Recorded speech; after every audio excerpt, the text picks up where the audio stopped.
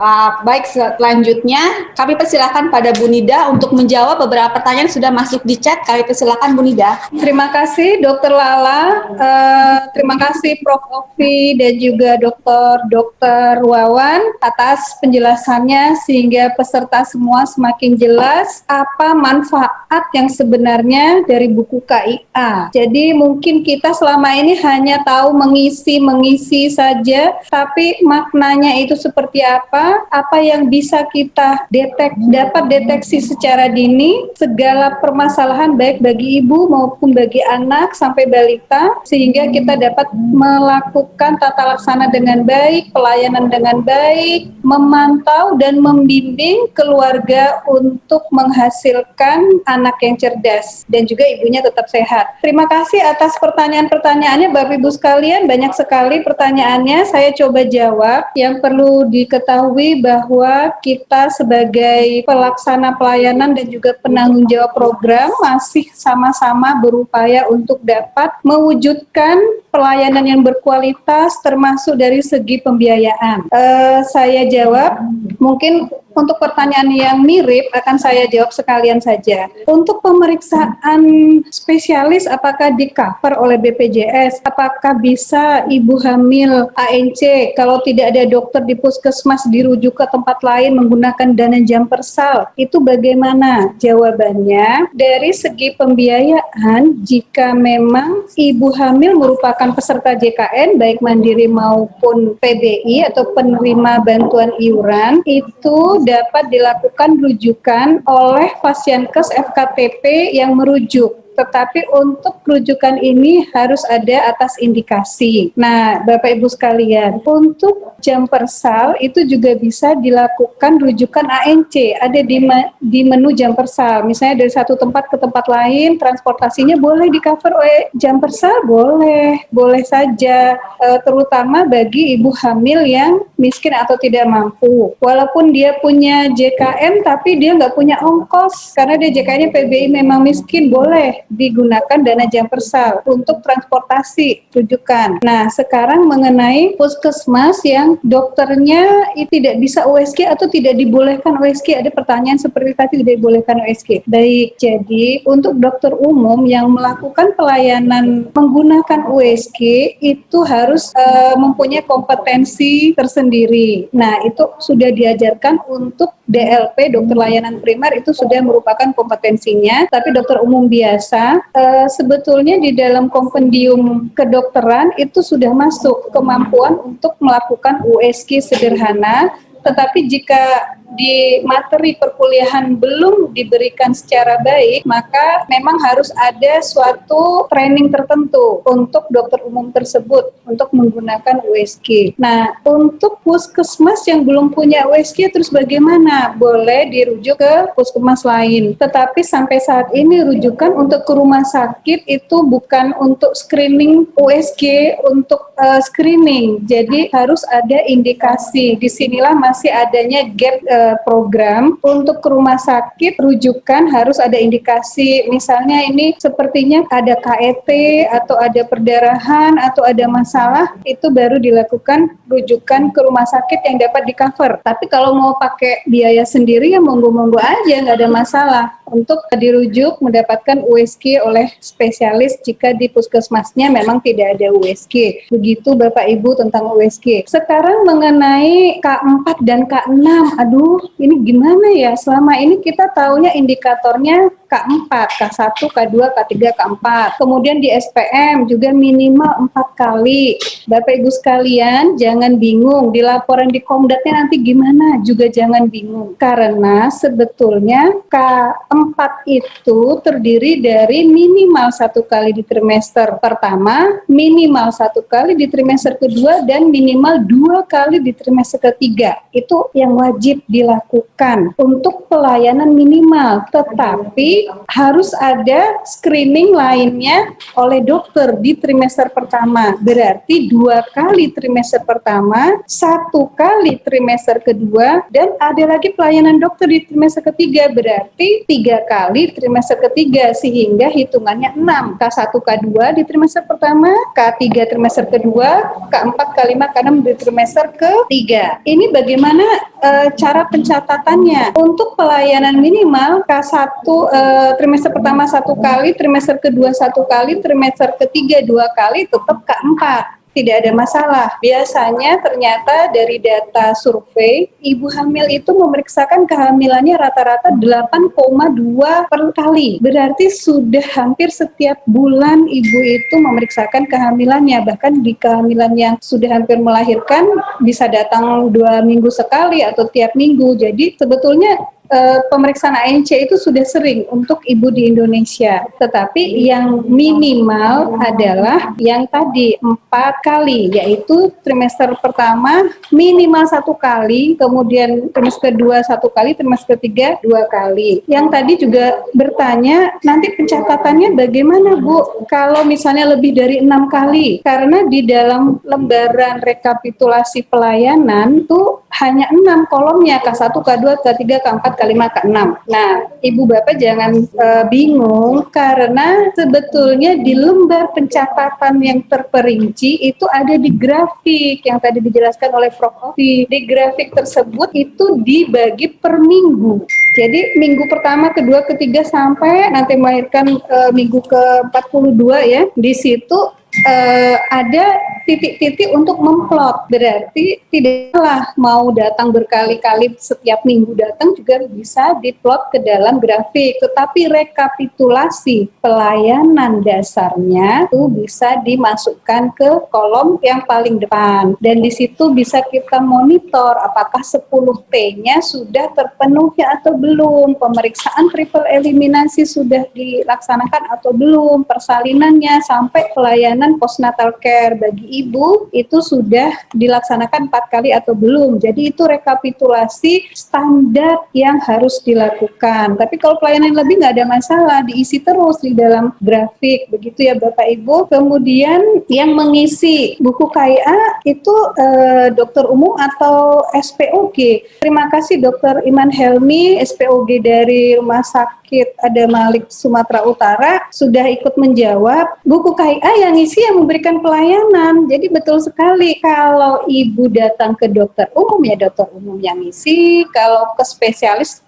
yang isi, kalau ke bidan yang mengisi, gitu ya Bapak Ibu. Jadi yang memberikan pelayanan yang ngisi. Ada pertanyaan lagi, terus peran bidan itu di mana Bu di dalam buku KIA versi 2020? Aduh, pertanyaannya bagus banget ini, peran bidan di mana? Karena dari tadi dijelasin ini lembaran dokter umum. Bapak Ibu, kami menjelaskan perubahan yang ada di versi 2020 yang semula tidak ada lembaran dokter, sekarang ada.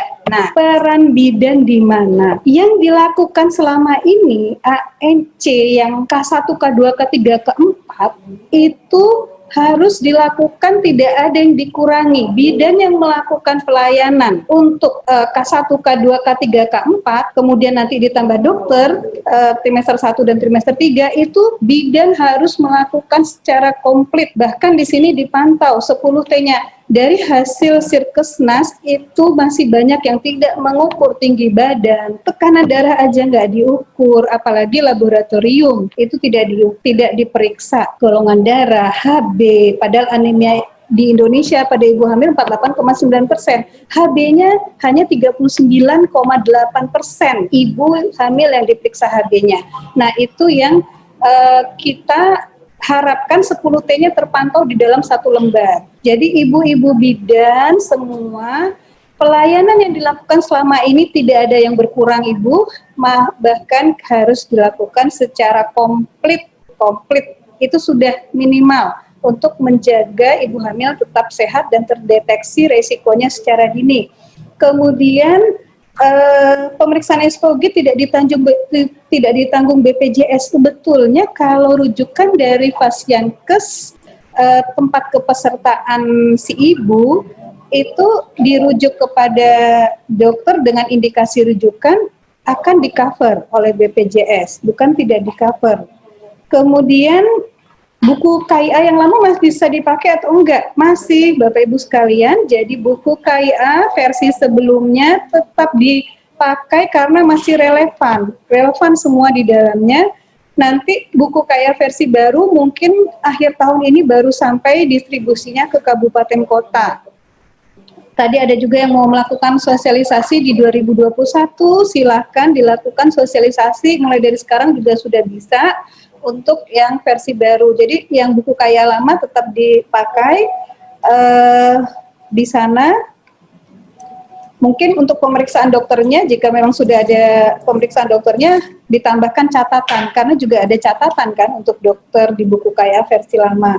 Kemudian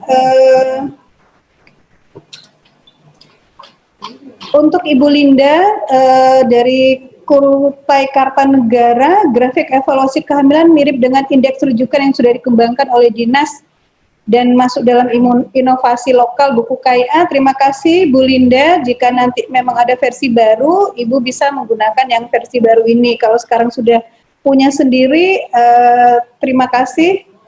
Versi pusat juga akan sampai ke kabupaten kota di Kutai Kartanegara.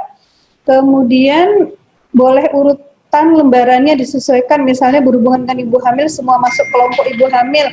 Dari Ibu Agustina, Kabupaten Karo, ini sudah diurutkan Bu, jadi malah buku KIA itu 2 muka, covernya ada yang untuk ibu hamil semua, cover untuk anak semua. Kemudian Ibu Kemala minta di cover ada ajakan untuk kelas ibu hamil. Mungkin untuk tahun-tahun selanjutnya ya Bu Kemala, karena ini layoutnya sudah fix dan sudah masuk proses usulan pengadaan Bu, nanti nggak bisa berubah lagi saat ini. Namun lembar untuk kelas ibu hamil, kelas ibu dan juga kelas ibu balita sudah ada di dalam buku KIA. Kemudian DO K4 masih Bu, K4-nya masih tetap karena standar pelayanan minimal masih ada, cuma nanti di Komdap kita akan tambahkan jika sampai K6, tetapi pelaporan SPM masih minimal K4 itu mengacu kepada K4 yang 1 kali, dan 2 kali. Kemudian untuk Dinkes Gresik, screening preeklamsi kok tidak ada skornya sehingga biar mudah. Ini bahkan skornya sangat simpel. Jika hanya ada 1 yang merah, misalnya di checklist ternyata ada 3 yang merah, ya udah skornya misalnya jadi 3, ya itu malah sudah harus dirujuk. Hanya 1 yang merah atau 2 yang kuning saja itu sudah harus dirujuk. Sudah ada resiko terjadinya preeklamsi Ibu yang dari Gresik. Kemudian alur mekanisme pelaporan bagi pelaporan untuk penyakit penyerta, sejauh mana kesepakatan P2 dengan Kesga. Nah, Bapak Ibu, sebetulnya kami membuat buku KIA untuk penyakit tidak menular sampai kesehatan jiwa dan juga untuk penyakit menular triple eliminasi, kami sudah selalu bersama-sama itu pencatatan yang jelas orang yang memberikan pelayanan KIA yang menemukan si ibu hamil menderita penyakit menular atau tidak menular, itu akan dicatat di buku KIA, kemudian nanti di cohort ada rekapannya. Jadi Bapak Ibu ada kohort ibu yang juga memasukkan triple eliminasi, hepatitis HIV, hepatitis B, TBC, malaria, di situ sudah ada. Kemudian nanti dilanjutkan ke form pencatatan orang P2. Jadi orang P2 mesti koordinasi jemput bola ke orang KIA, kan orang KIA yang nemu penyakit tersebut pada ibu hamil. Nanti untuk balita mungkin dijelaskan oleh Kasubdit Kesehatan Balita dan Anak Prasekolah. Nanti dilanjutkan pencatatannya di formulir P2 dan dilaporkan dengan SIHA dan juga pelaporan yang sudah ada surat edaran dari Dirjen P2 untuk triple eliminasi misalnya. Dan juga ada pelaporan TB, pelaporan malaria begitu. Kemudian Dukungan psikologis kenapa tidak ada pada masa kehamilan? Ya baik Bapak Ibu, kami menggabungkannya di dalam konseling masa nifas. Di situ ada pencegahan selama kehamilan. Mungkin agak belakang ya, harusnya itu di depan. Tetapi jika sudah mengetahui buku KIA semuanya, bisa diketahui sejak kehamilan ditanyakan keluhan psikologis, adakah gelisah, apakah dia menerima kehamilannya, atau ada perubahan perilaku, tidak mau makan, sering marah, tersinggung, dan lain sebagainya, itu sudah bisa dilakukan sejak kehamilan diantisipasi. Dan pertanyaan yang saya dapatkan terakhir yaitu, mana tadi ya? Dari Direktorat Gizi mungkin ya, menanyakan peran dari petugas gizi mengisinya di lembar berapa saja. Jadi pelayanan ibu dan anak ini adalah pelayanan yang sangat terintegrasi program. Makanya dari awal saya bilang ini buku KIA ini sangat mempunyai arti yang sangat penting sekali dan memudahkan semuanya. Integrasi program ada di sana. Jika petugas yang memeriksa ibu hamil memberikan konseling menemukan masalah gizi, maka akan dikonsulkan ke petugas gizi. Di dalam buku KIA ada pemantauan minum tablet tambah darah. Jika ada masalah di sana, petugas gizi bisa melakukan pemantauan. Kemudian ada grafik kenaikan berat badan, baik bagi ibu maupun bagi anak perempuan, anak laki-laki. Jika ada masalah, di sanalah peran dari petugas kesehatan. Dan juga ada lembar-lembar konseling asupan makanan untuk ibu hamil, ibu nifas, bayi balita sesuai dengan umur perkembangannya. Disitulah fungsi dan tugas dari petugas gizi. Jadi ibu hamil itu dikeroyok bareng-bareng oleh semua lintas program sehingga semua kebutuhannya terpenuhi, masalahnya juga terselesaikan, termasuk petugas kesehatan lingkungan, petugas promosi kesehatan, dan juga petugas laboratorium. Mungkin itu yang bisa saya jawab sementara. Nanti jika ada pertanyaan dan ada waktu akan saya jawab lagi. Terima kasih. Saya serahkan kepada Dr. Madedia untuk menjawab pertanyaan terkait anak. Mungkin sebelum saya menjawab, saya berikan kesempatan kepada Dr. Wawan. Mohon izin dok, di sini ada pertanyaan khusus kepada Dr. Wawan. Kesiapan guru TK atau PAUD untuk melakukan pemantauan perkembangan anak usia 3 sampai 5 tahun. Kemudian yang dimaksud tenaga kesehatan yang proporsional untuk penanganan gangguan tumbuh kembang, siapa saja, apakah cukup tenaga kesehatan terlatih? Mungkin itu dulu dok. Ya, ini dalam perspektif keahlian tumbuh kembang ya. Jadi guru TK, kemudian termasuk juga orang tua dan kader, itu secara prinsipil adalah pihak-pihak yang paling pondasi, esensial.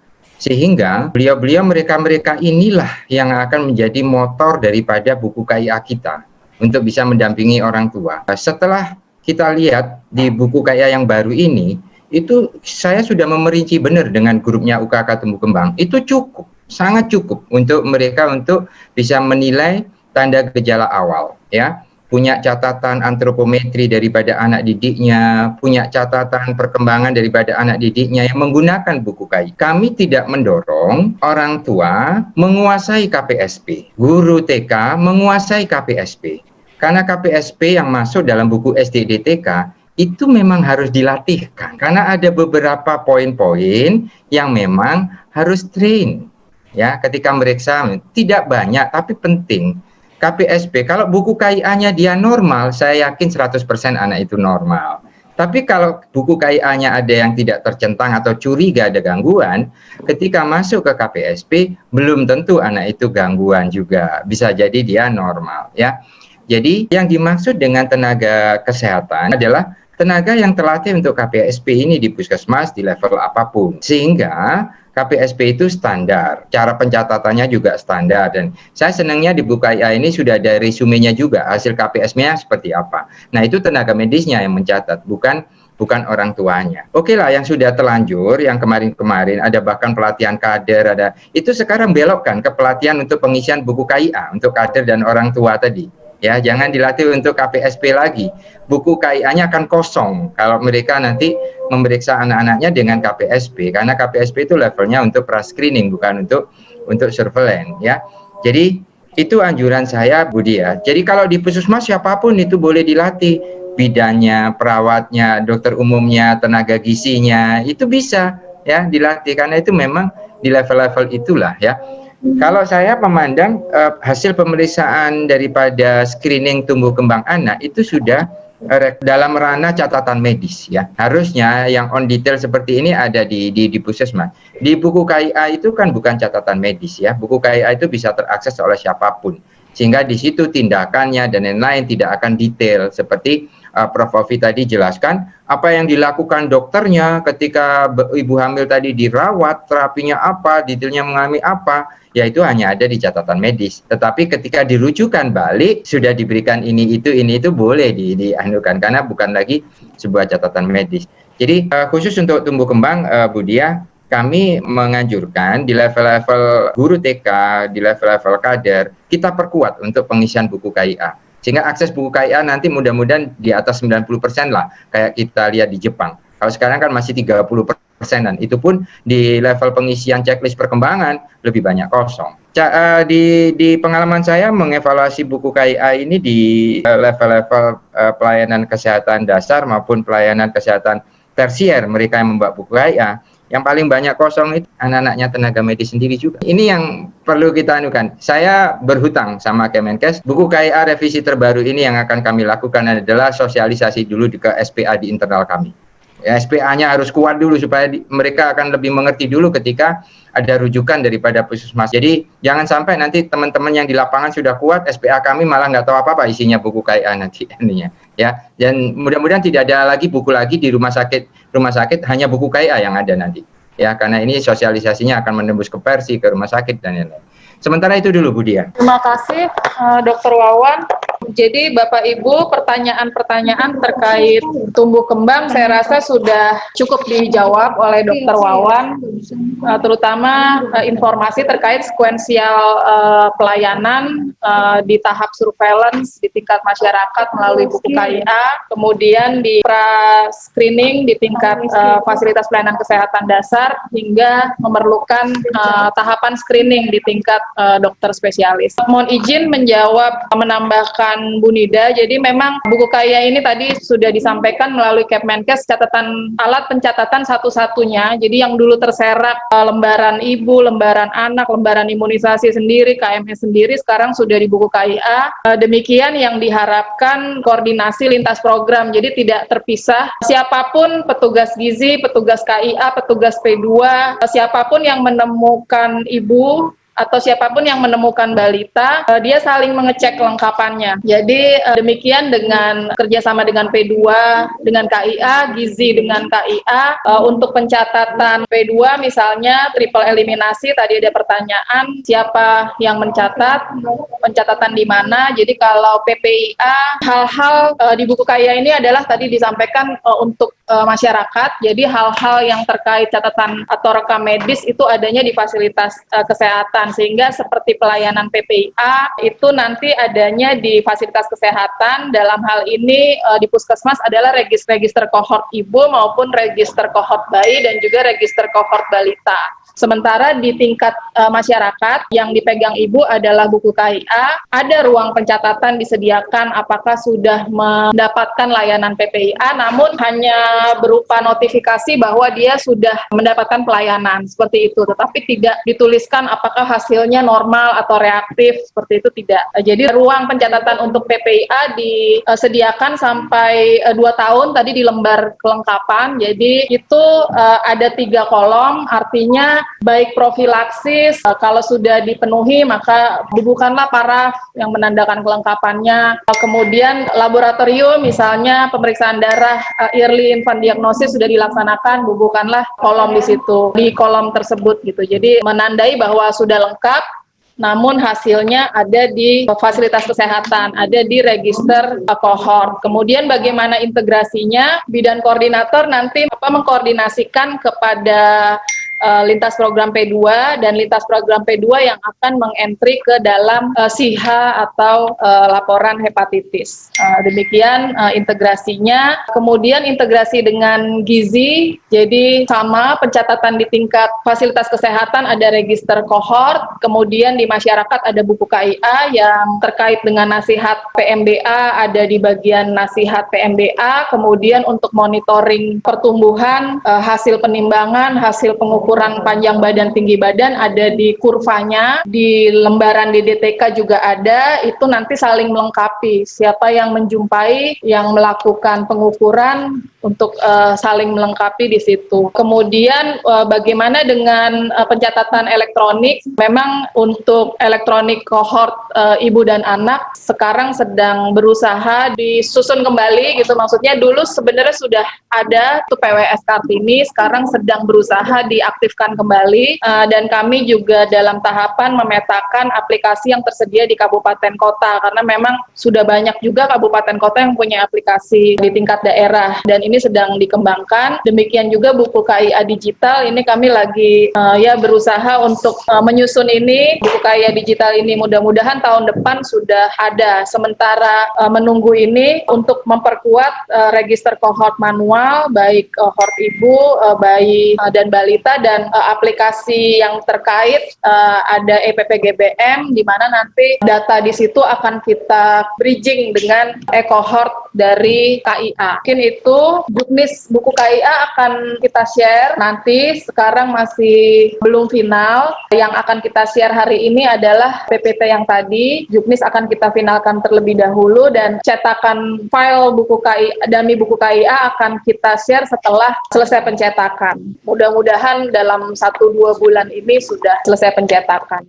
Bapak Ibu mohon waktu sedikit lagi karena ada pertanyaan lain yang masuk. Apabila ibu hamil baru berkunjung ke bidan pada umur kehamilan 12 minggu itu kan pas perbatasan ya trimester pertama, kemudian dirujuk ke dokter, apakah sudah memenuhi standar ANC triwulan pertama sebanyak 2 kali? Jawabannya sudah. Jadi bidan sudah periksa, kemudian dokter juga sudah periksa. Jadi ANC minimal 4 kali terpenuhi, yang 6 kali juga untuk trimester pertama 2 kali terpenuhi. Itu jawabannya. Kemudian pemeriksaan PNC tidak ada hasil pemeriksaan seperti pemeriksaan ANC. Betul, Ibu Bapak sekalian bisa dilihat di sini di halaman 14 itu pemeriksaan postnatal care adalah untuk kunjungan nifas pertama masalahnya apa, tindakannya apa, begitu juga sampai kunjungan keempat, KF4 maksud saya, masalahnya apa, tindakan apa, belum ada grafik pemantauan apakah ini masalah atau tidak. Terima kasih masukannya, mungkin akan kita pikirkan untuk selanjutnya. Saat ini masih isian, tidak seperti di saat ANC itu tekanan darahnya semuanya dilihat. Tetapi di sini standar pemeriksaan PNC kan tidak 10T, sudah ada panduan pedoman postnatal care. Jadi di situ yang saya jelaskan tadi ada merah, kuning, hijau. Kita melihat panduan di sana nanti dimasukkan. Untuk melihat apakah ini bahaya atau tidak, sudah ada pembagian klasifikasi warna, hijau, kuning, atau merah.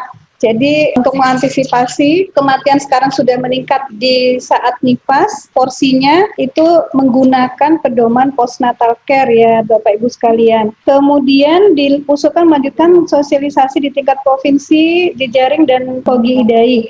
Tadi Dokter Dia menyampaikan saat sambutan bahwa acara ini 3 kali. Untuk saat ini adalah kepada penanggung jawab program yang akan dilaksanakan pada tanggal 18 Juni bagi organisasi profesi, ada IBI, IDAI, POGI, bahkan PPNI juga karena tim dalam pelayanan ANC, persalinan postnatal care itu juga melibatkan perawat dengan kewenangan dan kompetensinya. Kemudian untuk pemantauan pertumbuhan bayi lahir dengan prematur atau BBLR menggunakan grafik apa?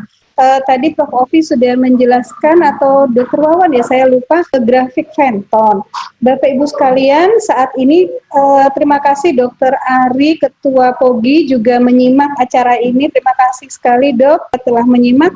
Selain itu kita sapa ada Ayasang Keiko-san, Yoko-san dari Jepang ikut menyimak acara kita ini. Kami dengan JICA sedang mulai merencanakan membuat satu buku KIA khusus bagi BBLR. Jadi bisa prematur atau memang cukup bulan tetapi bayinya kecil dari 2.500. Ada satu buku KIA namanya Little Baby Handbook. Di Jepang itu sudah ada, tapi bukan dari dinas kesehatan di sana yang membuat, tetapi dari komunitas ibu-ibu yang mempunyai BBLR. Tetapi itu bagus sekali dan kita sudah melakukan asesmen di Sumatera Barat, di Kota Solo, kemudian juga di DKI Jakarta dan juga di Kabupaten Kudus, dan hasilnya banyak sekali ibu-ibu yang bingung merawat bayinya masih kecil, boleh dimandiin nggak ya? Makanya dikasih baby oil terus mandiinnya karena masih terlalu kecil katanya. Dan bagaimana menyusui, tenaga kesehatan juga bingung